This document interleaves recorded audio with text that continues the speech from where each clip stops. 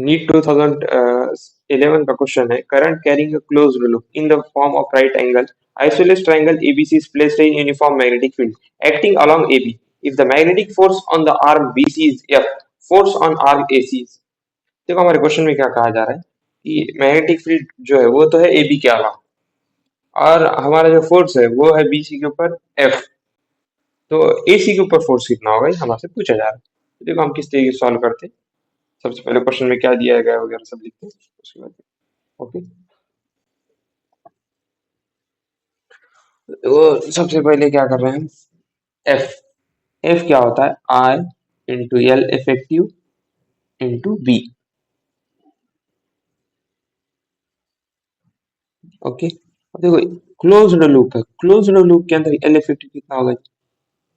Closed loop में जो L effective होता है वो होता है जीरो, क्योंकि वहां पर यहाँ आकर एंड हो रहा है। तो क्लोज्ड लूप में लेंथ इफेक्टिव लेंथ होगी जीरो।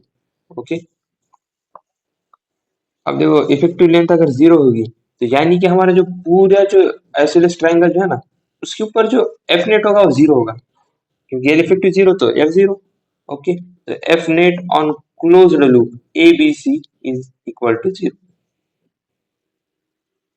ओके अब देखो अभी जो हमारा एफ जीरो जो है एफ नेट है, ये पूरा एफ नेट है, तो इसके अंदर क्या क्या आएगा एफ ऑन ए बी। देखो force on A B due to B are parallel और anti parallel with A B. अगर ये पैरेलल भी हो सकता है एंटी पैरेलल भी हो सकता है। अब इसके अंदर क्या होगा देखो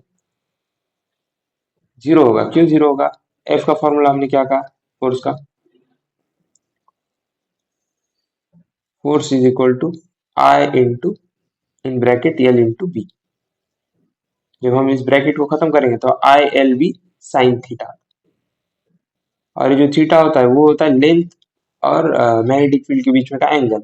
अब देखो यहाँ पर एंगल क्या होता है अलॉन्ग ए बी कहा गया है क्वेश्चन के अंदर। अब अलॉन्ग ए बी कहा गया है तो इसका मतलब या तो थीटा जीरो होगा या थीटा 180 डिग्री होगा, और दोनों केसेस में साइन की वैल्यू होती है जीरो।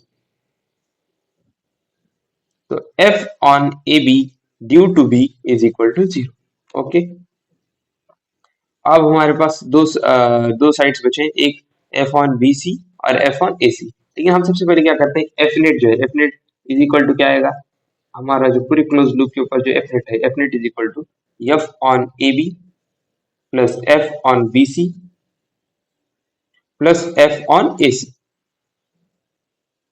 ओके तो देखो अब एफ नेट कितना है हमारा zero, F on A B zero है अभी आया है, और एफ ऑन बी सी कितना है ये हमारे क्वेश्चन में दिया गया है कि ये है एफ पर।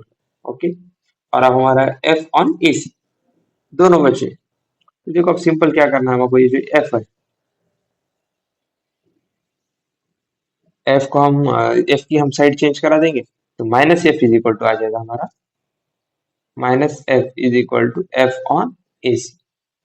ओके तो अब आप कहोगे भाई बी सी और ये हमारा आंसर है।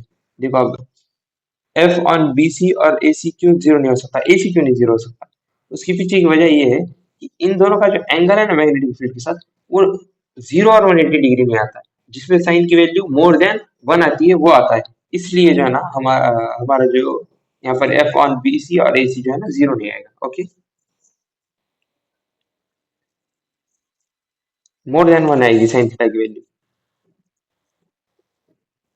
देखो अब minus F is equal to F on A C.